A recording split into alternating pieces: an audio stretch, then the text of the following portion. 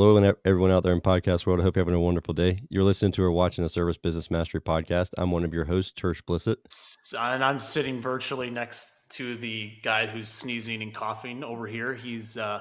Torch has been out sick for the last couple of weeks. He's been kind of I on his have. deathbed, so I haven't even really been able to talk to him. So this has been good to catch up this morning. But we are going to be talking with Patrick Lange this morning. We're going to get some updates on the state of the market.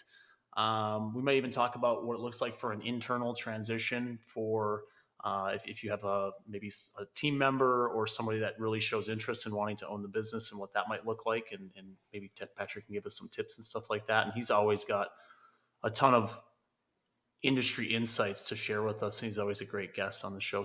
Yeah, anybody that doesn't know Patrick, you'll be glad to listen in on this episode. Patrick's a wealth of knowledge. He's been buying, selling HVAC companies, plumbing companies, electrical companies for several years now. And he's been on the podcast multiple times. And I am super excited to talk with Patrick. Every time we talk with Patrick, it's like talking to your buddy because he is our buddy. So it's great to hang out with Patrick because he's always at these events that we go to, and just really down to earth guy. And whenever you talk to business brokers, sometimes I've talked to business brokers. I have a lot of business brokers that are friends, and so if you're one of those that might be listening to this episode, you're not one of the people I'm talking about. But it can be intimidating whenever you're talking to business brokers because they start talking numbers, and you're like, I don't know what you're talking about. And you don't want to sound stupid because you've been running this business for 10, 15, 20 years, and you don't have the information that they're asking for. Patrick's not that way. And so he makes things very understandable and digestible as a business owner. So I'm super excited to talk with Patrick and have him on the show today. Again, it's been way too long since he's been on.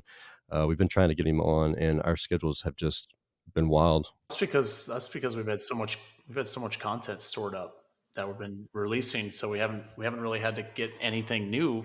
And now we're coming up to event season again, so it's actually been really nice in one regard, but sometimes it means we're missing talking with some people like The Patrick. last time we had Patrick on, we were talking about one thing, and that has even changed. Like, that part of the market has changed. And so it's going to be great to get some updates and everything. And hopefully I don't sniffle and sneeze and cough the whole time. Fingers crossed on that one.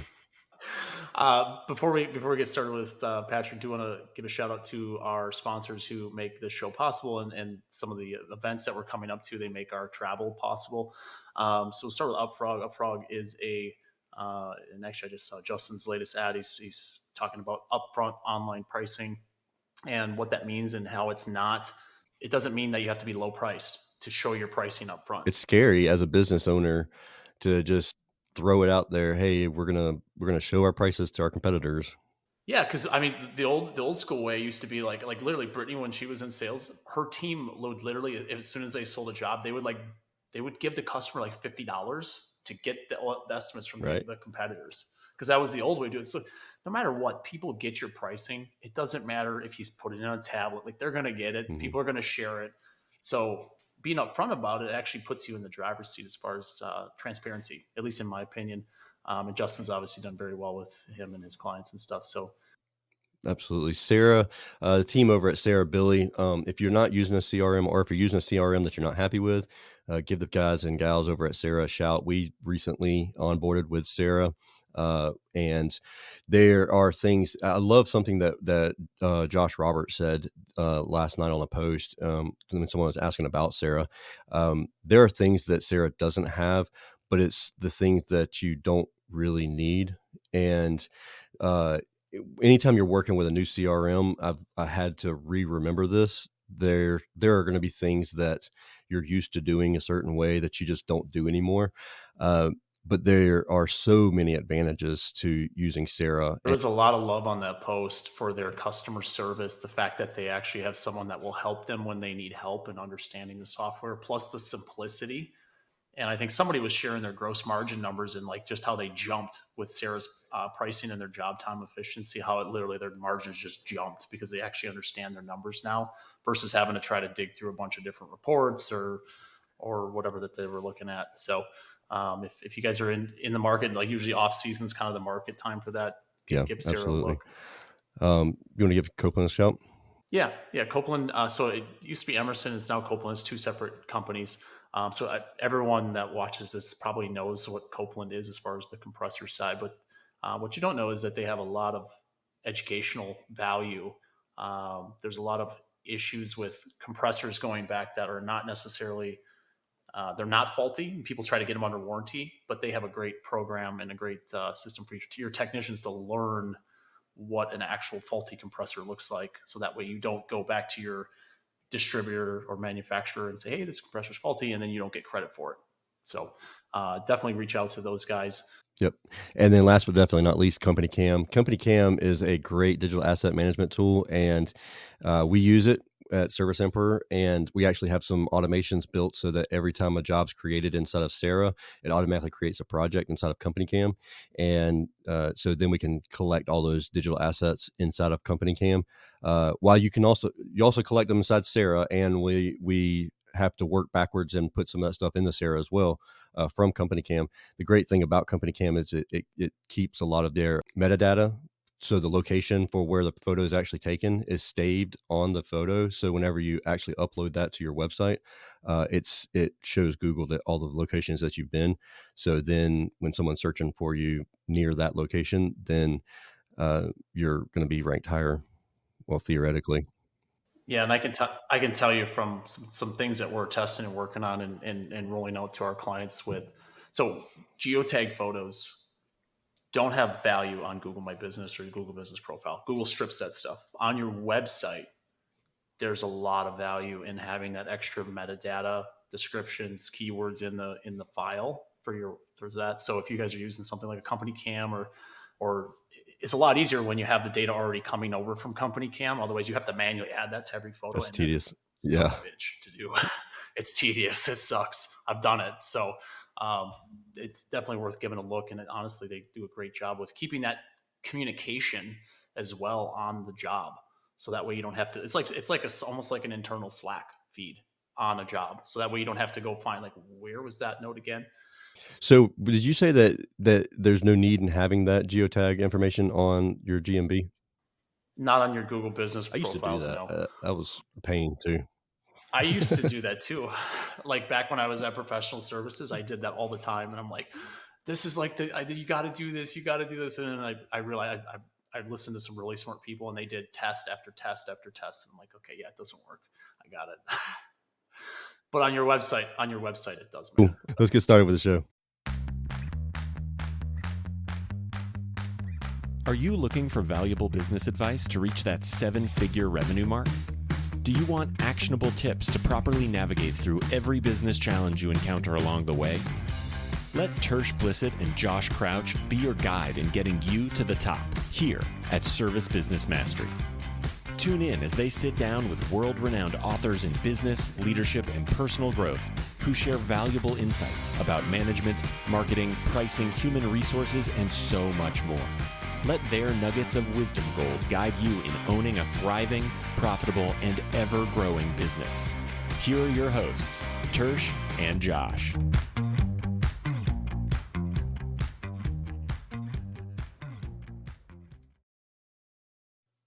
Hey, Patrick. Hey, Patrick. Well, guys, thank you so much for having me on. It's great to be here again. As you were talking a minute ago, I was thinking the last time I was on, it was actually just Josh and I. We were at an event in Vegas or California or somewhere, and you interviewed me. Church didn't show I up for know. that one, so it's great to be on with What a bum. I think Church. So, Patrick, I think you were at Service World in Tampa. You That's what it flew out was. to Vegas for Profit Rocket, which is where I was, because we're now on two separate sides of the country. So it was like, well, we're going to divide and conquer. And that's also why we have so much content, is because we literally went to all these events and like recorded as much as we could. But that's what happened. You literally like flew in like I don't know, red eye or whatever. And then we recorded, and then you were out again. Then you were back to Florida. Tersh and I took a picture, and that as I was leaving, heading to the airport, and then I flew out to Vegas, and then you and I recorded the next day, I think. So it's great to be on. I appreciate everything you guys do, and I think I mentioned this to you before, Tersh. The very first podcast I was ever on when I switched to just selling heating and air was I this remember podcast. that. So I have to look back. It's probably been 5 years, something like that. It's been Probably 2008 2019, something like that. Does that sound right? That royalty check for Tersh Yeah. is in the mail, I bet. Absolutely. Yes, it is. I need to double check the address, but yeah, it's there. Does it keep getting returned to sender? It does, but I keep sending it back. So No, we really appreciate you hanging out with us. Tell us a little bit about you and your business for those who are listening and don't know who you are. yeah, absolutely. So brief kind of history. I too used to own a heating and air company. I've been a broker for a number of years.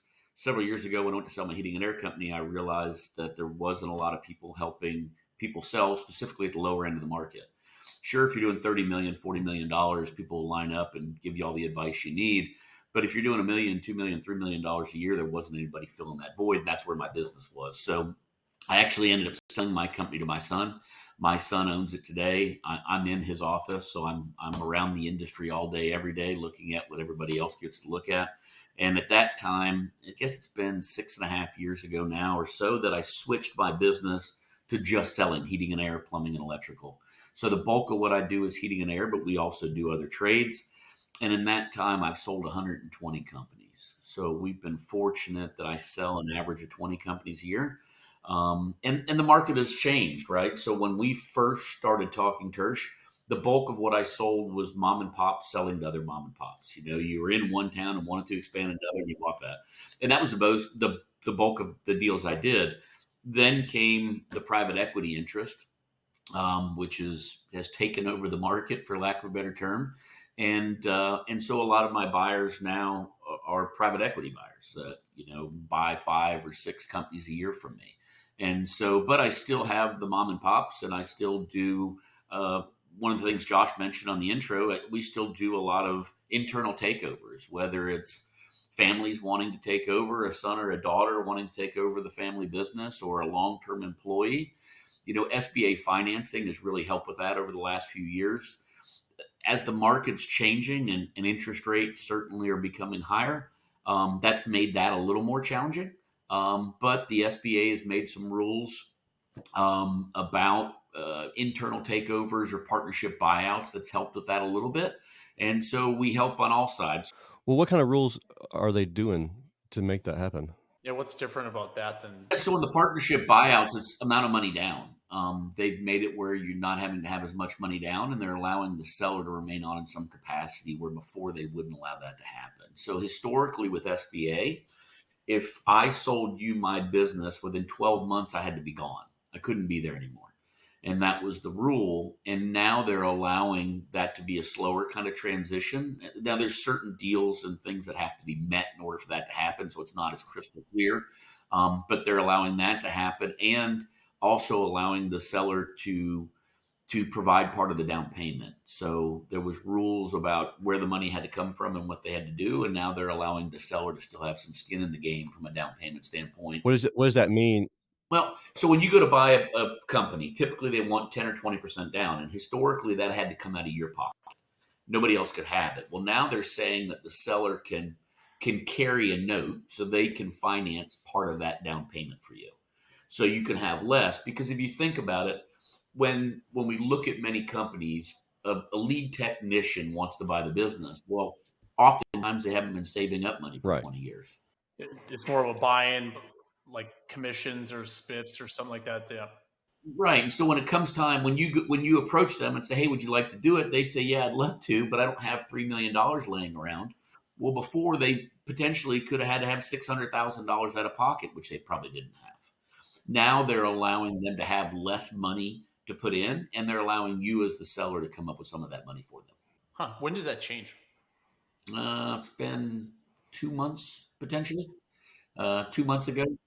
And I think I've been on this podcast, I believe, with Brandon Yeah. Bolin, or Brandon's Yeah. been on here from Live Yeah. Oak Bank. And so he and I are actually talking tomorrow and recording. We're recording a video just to put out on our information, talking about those changes. So I'll make sure I'll send you guys a copy of it. Can I give you a little shout out, Patrick? Patrick does a really good job with his YouTube videos. Like, if you guys really want to start learning about this stuff, because as anyone that has entertained selling knows, like, it's a process. It's not gonna, like, if you're not gonna wake up one day and be like, yeah, I want to sell today. Like, it's gonna be a 12, 15, 18, 24 month process. But Patrick has a really good YouTube channel. So, but he has a lot of videos that show you the things that like buyers are interested. Here's how to prepare. Here's how to do this, that, and the other thing. So, if you guys, since you mentioned you were recording a video, definitely check out his YouTube channel, which we'll put in the notes as well. Just start learning this stuff. Like, it's always better to know it and not need it than to need it and not know it. And I think education, especially on something like as complicated as a sale of a business asset, is. I appreciate that, Josh, and I do that because most people don't know where to go. They don't know who to ask, And for most of my clients, most of my sellers, it's the biggest sale of their life, and they've never sold a company before. So, and they don't know who to ask, and oftentimes they're asking the person who's making them an offer. With all the private equity interest, there's professional buyers. I'm sure many of the people listening or watching the show are getting phone calls and emails and letters that, hey, we want to buy your company, or we have somebody who wants to buy your company. That's not the person you want to go ask, how much is it worth? It's asking the barber, do you need a haircut, kind of thing. Well, of course you need a haircut. And so I do that because I've been in those shoes. When I first sold my very first business, it was the scariest thing I'd ever done. And once again, for most people, it's the biggest check they'll ever cash. And they don't know where to go. So I do the YouTube videos. They're pretty casual. Me at my farm, oftentimes just recording. Somebody will ask me a question. I'll think, wow, that's a great question. Let me do a video of that. So if anybody does look at it, it makes me feel better that occasionally people do watch. you get some views on those. So Yeah, and if you have an idea or want to know a question, shoot it to me. I'm happy to record it because if you've got the question, so does somebody else. And so that's my thing is I want people to come to me now, and you had just mentioned it, it's a 12-month, 18-month, 2-year potentially process. Come to me now and ask the questions. The worst part of my job, and I recorded a video about this, and it's my biggest watched video. It's called Your Baby's Ugly. And so I don't know if Tersh has given us a tour there.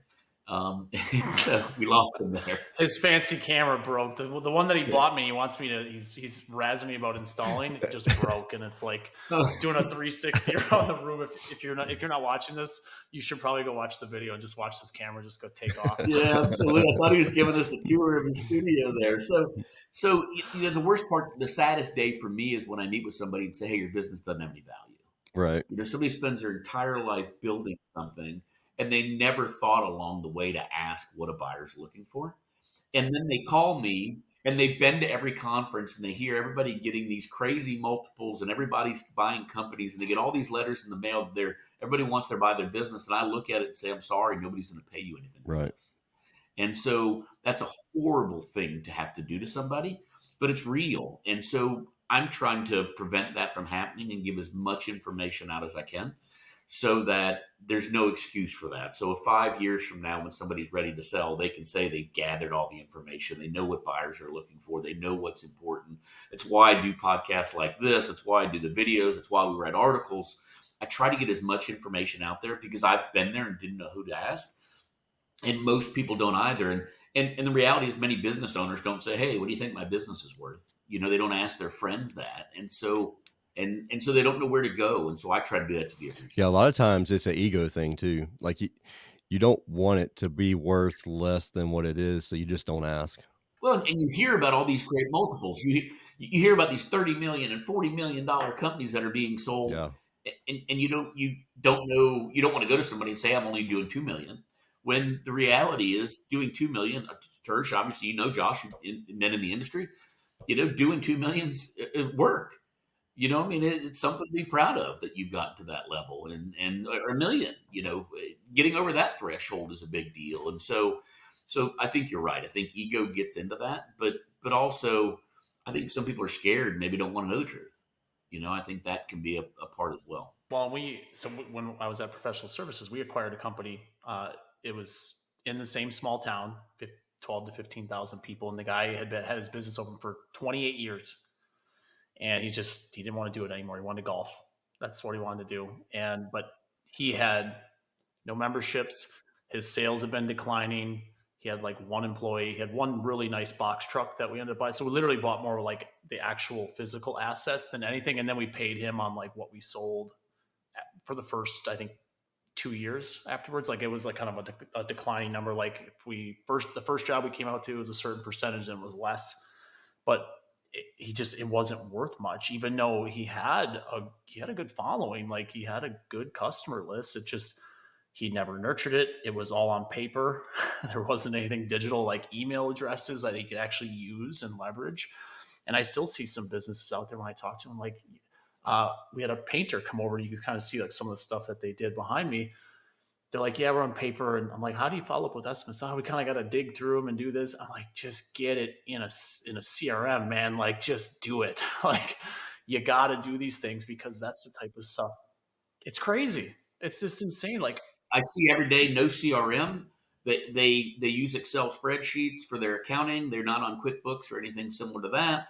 They do no marketing because what if the phone rings more? Somebody's got to go do it. We can't handle the work we've got. So I see that all the time. And the unfortunate part, I also see people who wait too long.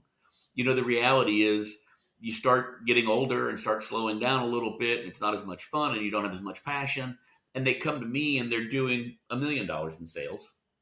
And they say, but 3 years ago, I was doing $4 million in sales. Well, nobody's going to pay you on what you were doing 3 years ago. They're paying you on what you're doing now. And I'm seeing that even now, parts of the country had a very mild winter, had a very slow start to summer. And so numbers are down. And I think there's more built into that. I think economically, there's probably some issues that we'll see play out there as well. But many people, you look at the COVID years, I mean, companies were ramping up and tripping over, installations, and now they're having to work for it. And so keep that in mind. If the goal is to sell in the next 12 to 18 months, make sure you understand what's happening in the marketplace, because don't wait and then say, well, I used to do this and I want to sell it based on what I used to do, because it's not going to happen. What do you do for a company that does see things that they're declining? Like say they were at 2 million last year and they look like they're going to finish out this year at 1.5. So it depends on who the seller is and where they are. I have some clients who are up in years that they're out of gas. They're 75 years old.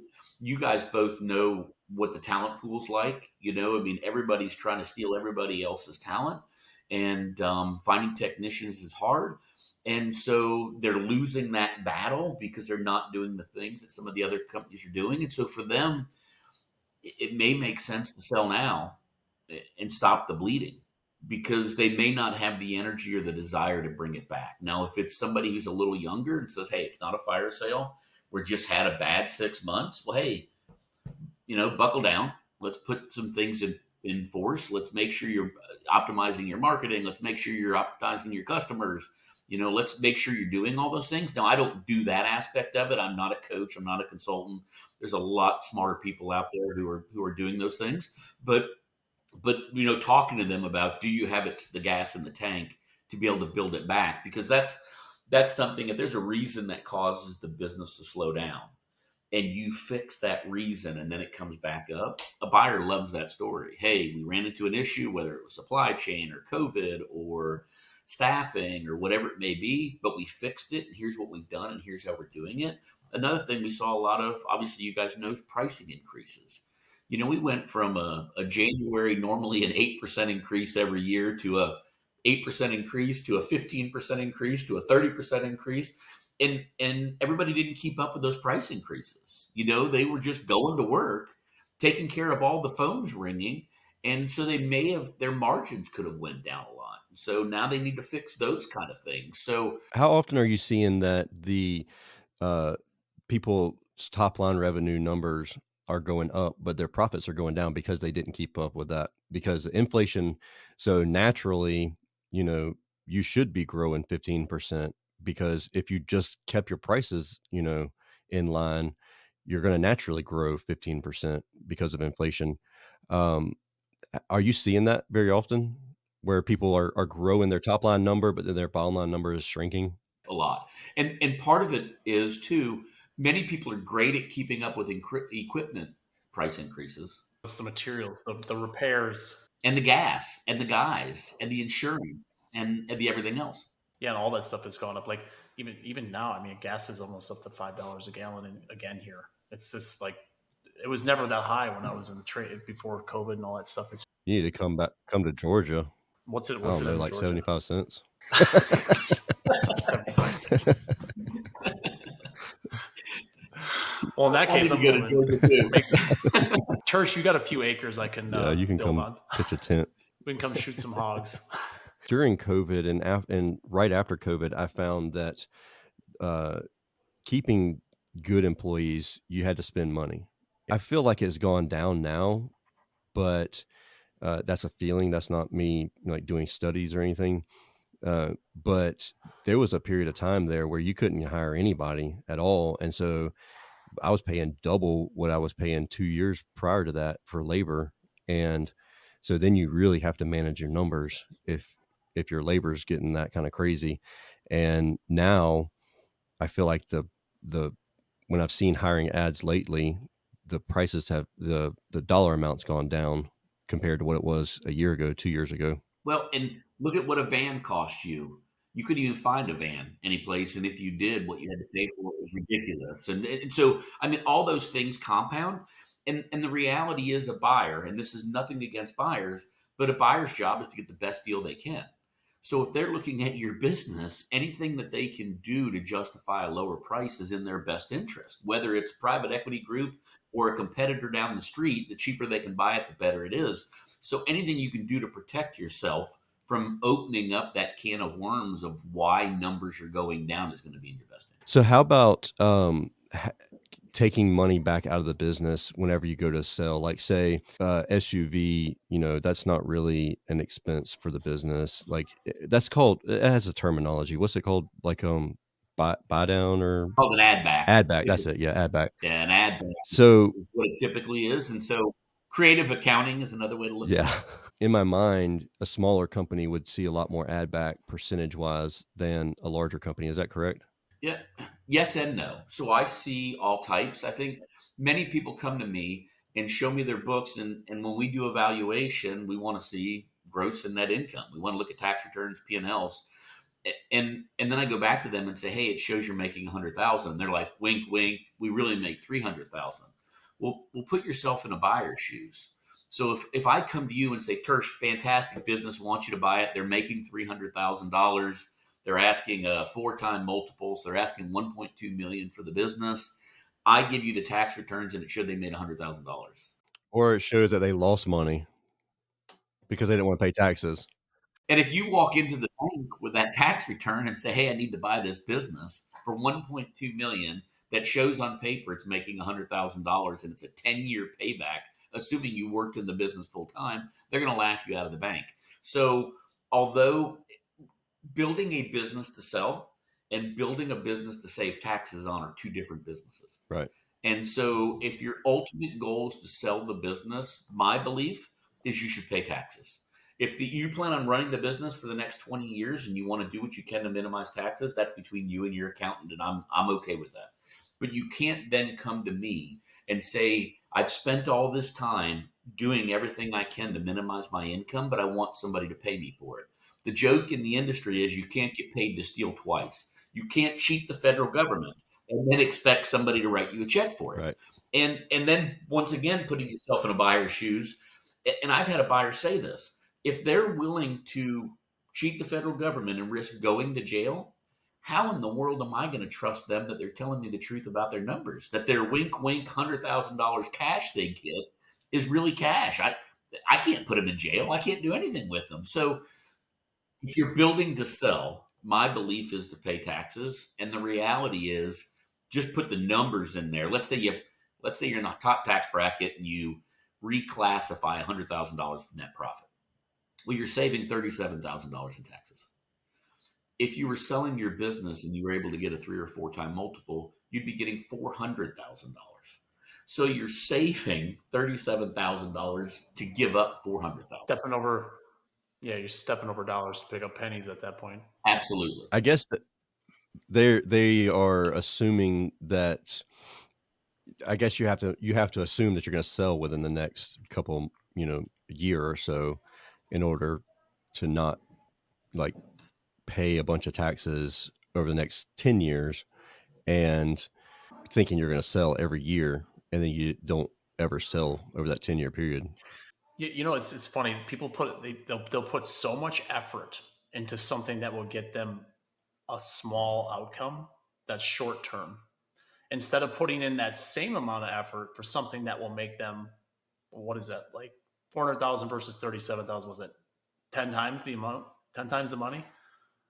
If they actually put the effort where it was worthwhile, and if they took the effort to try to save the money on taxes into growing their business further, who knows? Maybe that's a 15 or 20 times the amount of money. But I feel like sometimes people just get stuck on these little things like, well, I just don't want to pay the government because they got some grudge against some politician or whatever's going on.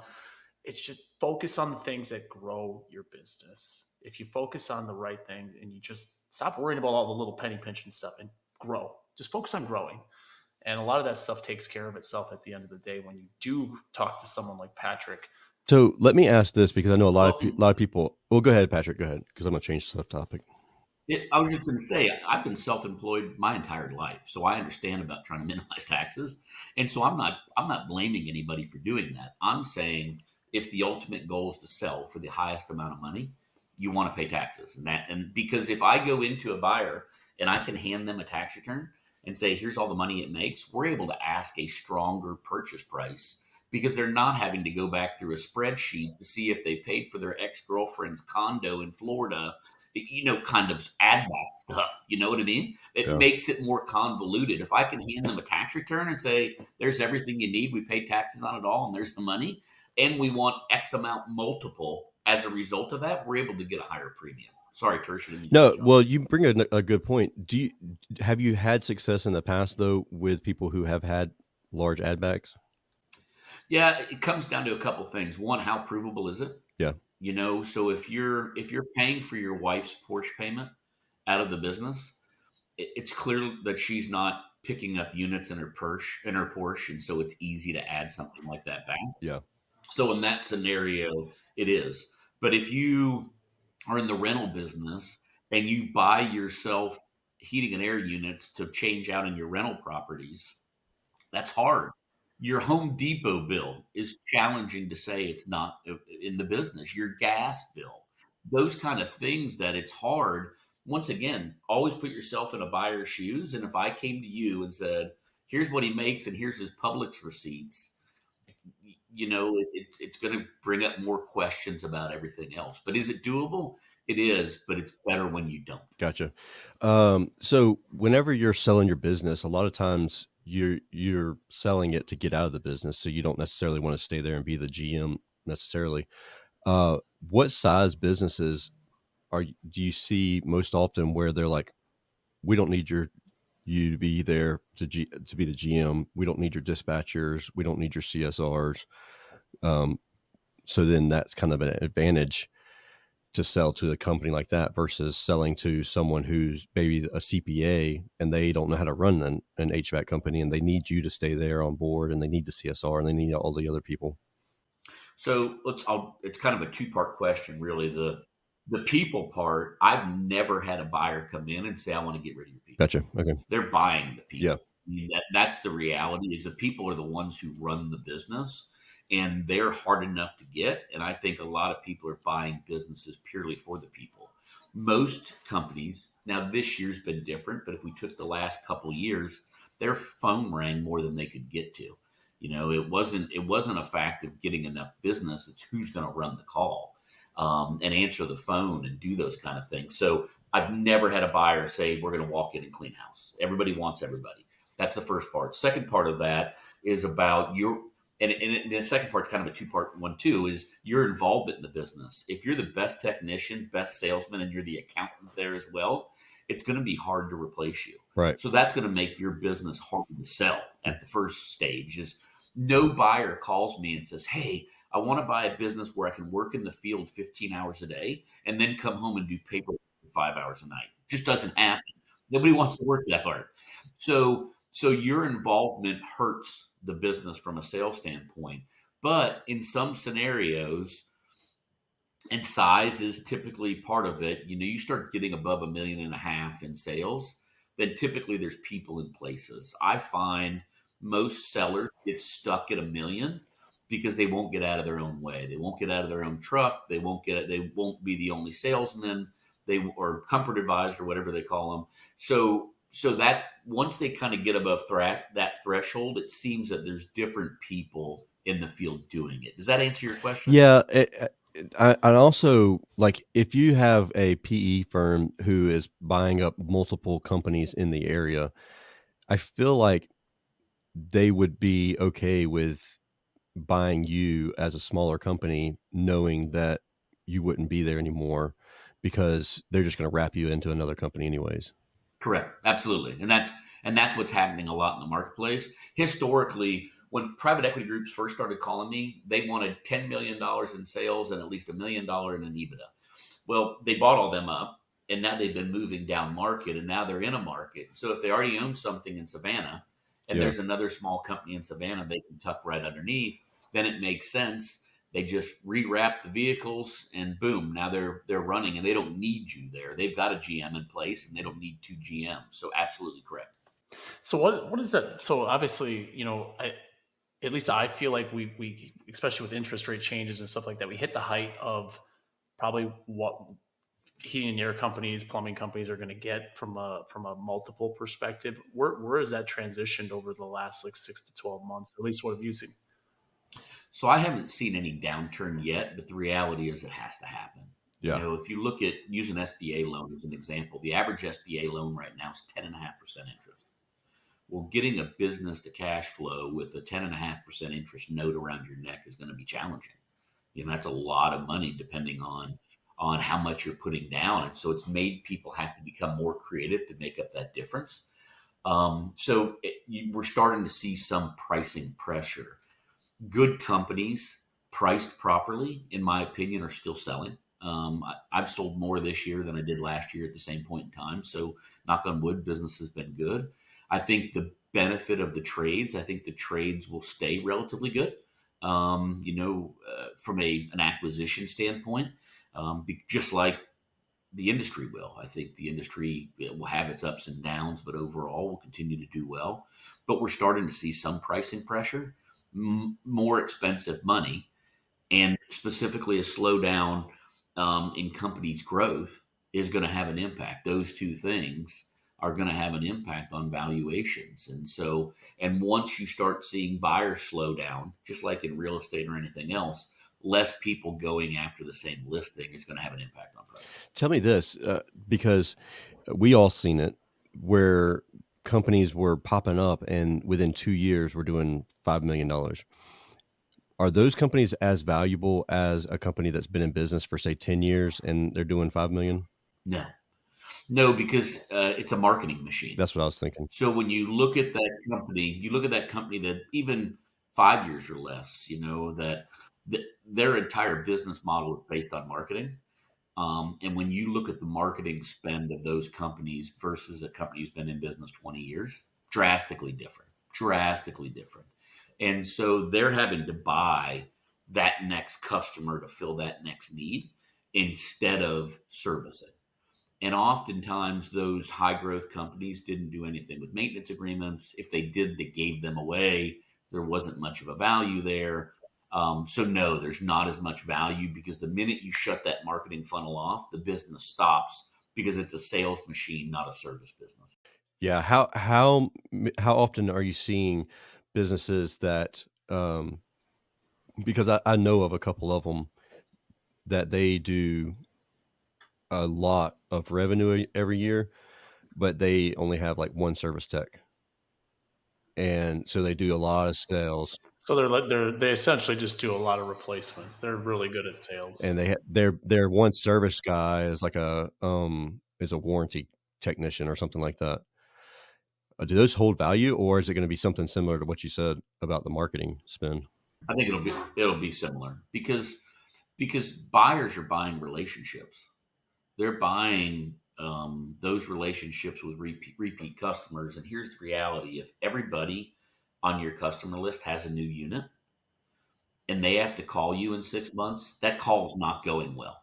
I mean, we're not calling to tell Church we love him. We're calling to tell him our coil is leaking and what are you going to do to fix it? And we just paid you 12,000 or 15, or I hear these stories of $25,000 to change out my 3-ton system 3 months ago, and now I'm mad at you. So a buyer knows that. So you're buying, oftentimes in that scenario, somebody's headaches, not buying somebody's customer. How valuable are maintenance agreements? And how do you evaluate Very. how do you evaluate a maintenance agreement? So, so the answer is vague. Answer is very, and I don't know of any way that a buyer specifically comes in and says, "I'll pay you X amount of dollar per maintenance agreement." I know in the past that was done. I'd read some stuff. SGI had talked about it. Some other organizations about this maintenance agreement is worth this much. Here's what my experience has been: a company who focuses on maintenance agreements historically has a higher net margin, has better employee retention, and better customer retention. So, in that environment, automatically your net numbers are up. If you're not having to go replace employees and spend that money all the time, that's money that's not going out. The other part is their marketing spend is typically non-existent or down substantially. And if they've been on a maintenance program for a number of years, that those maintenance customers often make up 80 to 90% of their revenue. So not in the maintenance agreement himself, but being the customer home twice a year, identifying other opportunities, upselling opportunities, referral opportunities. So all of those things. So it's not a maintenance agreement is worth $1,000, but I can tell you somebody who has 1,000 or 2,000 or 3,000 maintenance agreement, that business sells more than the guy who's got 50. Well, you think about it you talk about net, like your marketing spends down. So there's a couple percentage points you don't have to spend on marketing for new customers. If a PE company, someone wants to buy and wants to expand into a different trade, all of a sudden you got 3,000 people, 2,000 people, whatever it is. Hey, by the way, we offer plumbing now. Take advantage of a free whole home plumbing inspection or electrical or whatever, pest control. You can add whatever service you want. And those PE companies that really see the growth there, they want to bolt on these other services because they see the value in that customer list. And that's what I'm seeing, at least with a few companies in a PE company that we're talking to, is they want to, all these companies that they want to add electrical because they have the electrical license. They want to add these different things in these different states, but they find companies that have good membership base, a good recurring revenue base. So that way they can just easily go and you can easily schedule a bunch of electrical inspections and get $500,000 worth of work, the snap of a finger, and grow the business immediately. And then you start optimizing for new customers and stuff like that. Well, and at that level too, they're not buying a customer list; they're buying a relationship, right? That's a customer who knows, likes, and trusts you, and pays for their own loyalty. They're paying you, $199 to be in their home twice a year. So that's a relationship. That's not somebody who saw an ad, bought a change out, and then now is technically your customer. That's a customer list.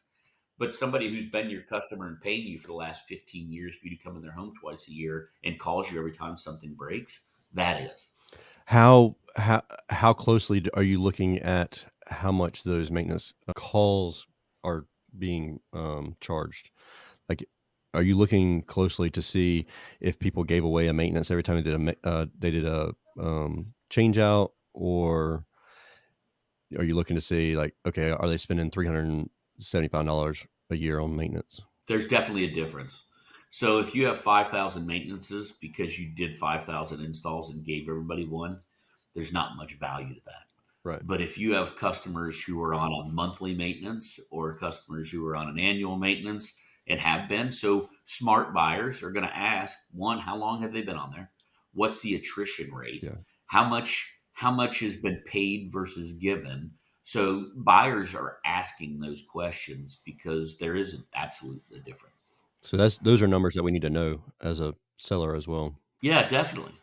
Well, what I would say, and it's funny, I had a conversation with a plumber.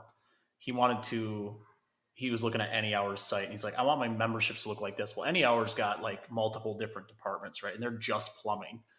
And I said, do you really need that complexity, or do you just need to sell a lot more of these?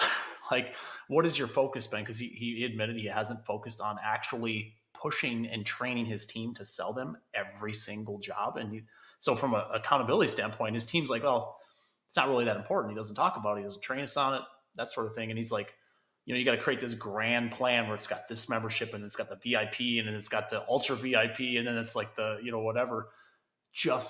Billy has been a huge proponent of this, and I think he's got the simplest membership program I've ever seen.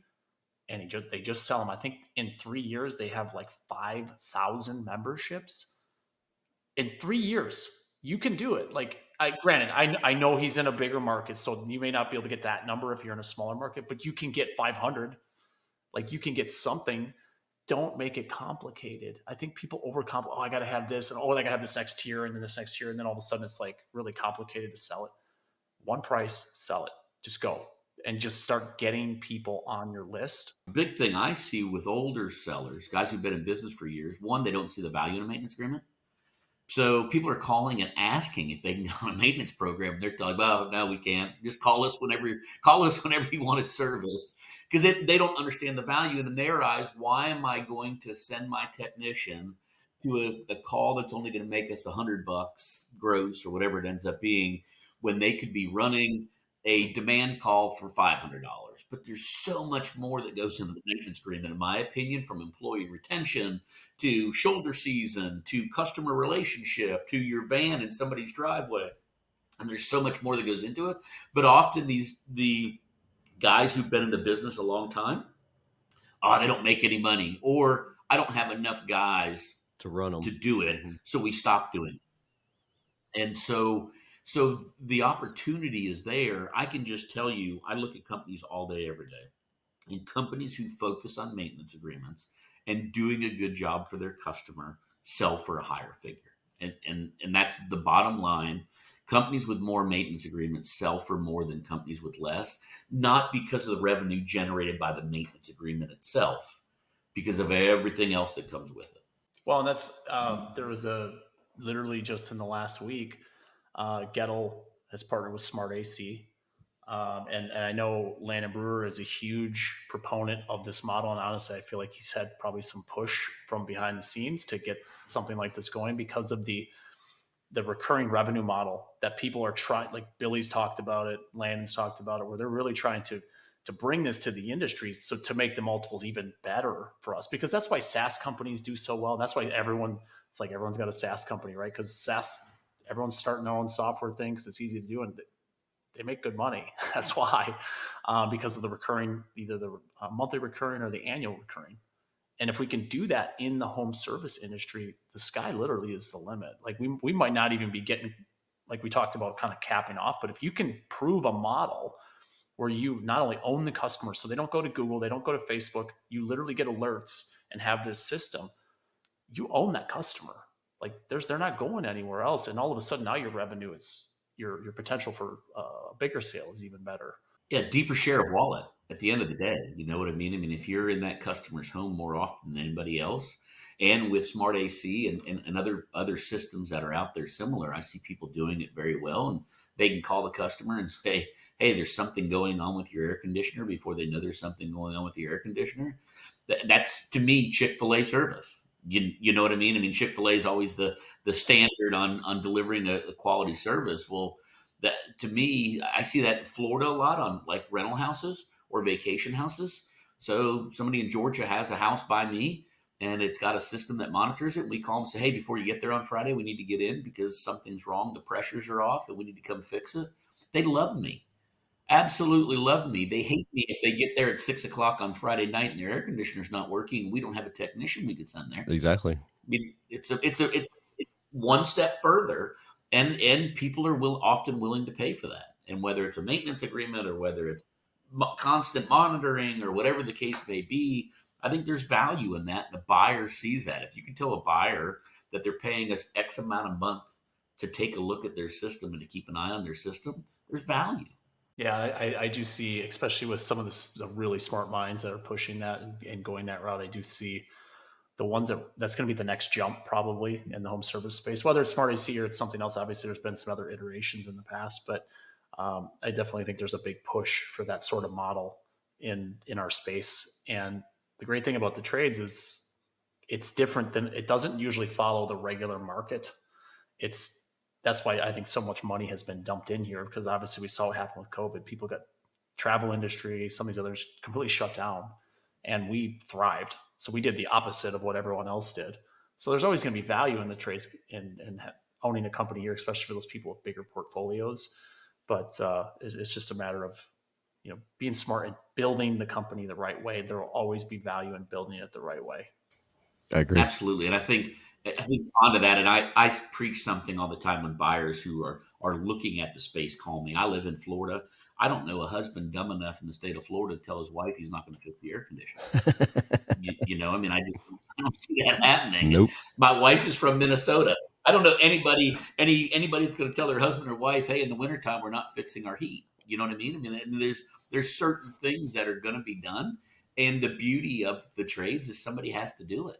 And I think that going to continue to create an opportunity long term. And obviously, I bet my business on it. I was selling everything, and I only sell the trades because I believe in them that much. And I think there's a great opportunity long term.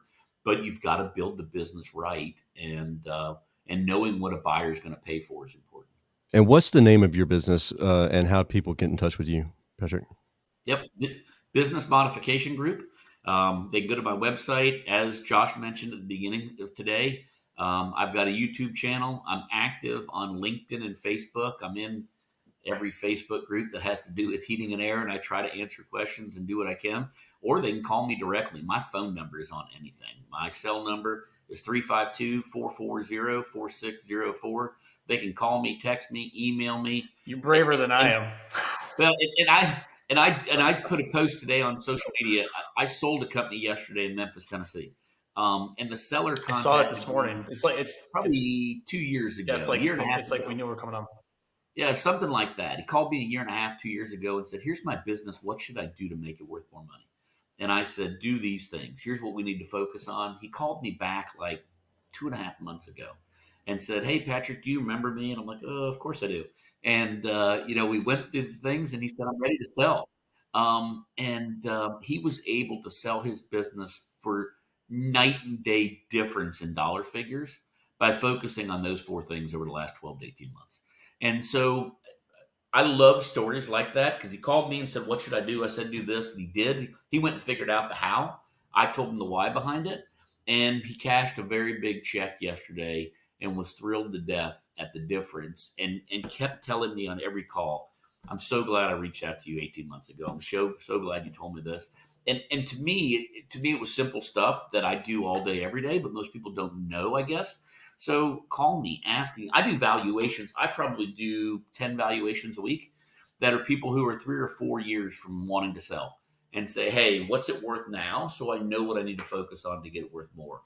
Don't hesitate, whether it's me, and there's other brokers who are in the industry that are great people as well, and they'll do the same thing for you. Yeah, but we trust you. We do. Plus, you give church tickets to the Florida Georgia games. Yeah, that too. Absolutely. So go Gators. Glad you brought that up. I need everybody rooting for the Gators this year. We're devout underdogs at this point. We've got Tennessee this week, and so Jimmy Hiller's. Everybody's an underdog compared to Georgia. Yeah, right. It's going to be a rough year for my Gators, but I'm standing proud, and I'll be there cheering them on. So, yeah, that's another thing. You need to get a hold of us, and we can invite you to we do an event with JB Warranties. Will Basco with JB Warranties, who's a great guy and a friend of mine, is a devout Gator fan, and we've had some trash talking over the years. And I'm a Florida alumni, and my daughter graduated from Florida, and my youngest son is at Florida. So Florida has all my money, and so we do an event every year in Jacksonville at the world's largest outdoor cocktail party. And so we'd love to have people join us. So certainly get a hold of me. We'd happy. This year may be challenging, but we can get you on the list for next year. So I'm glad you brought that up. We'd love to have more people there. Come celebrate with us and support my Gators. Go Dogs. I'll let you guys fight over that. I'll watch. I'll drink the cocktail and watch. All right, Patrick, we appreciate you hanging out with us. If anybody has any questions at all, don't hesitate to reach out to Patrick. Reach out to me or Josh. We'll get you connected with Patrick. But again, thank you for watching and hanging out with us for this episode of the Service Business Mastery Podcast. This podcast is focused on service business owners, managers, and technicians who are considering becoming business owners themselves. I hope you found value in today's episode. If you did, please don't hesitate to leave us a review, 5-star preferably. But with that being said, I hope you have a wonderful and safe week until we talk again next time. We'll see you. Thank you for listening to this episode of Service Business Mastery. Now that you are equipped with essential business advice from this impactful conversation, you are one step closer to becoming the successful owner of your dreams. If this episode has been helpful to your business journey, don't forget to subscribe to the show, leave a rating, and share it with other owners as well. Visit servicebusinessmastery.com to learn more.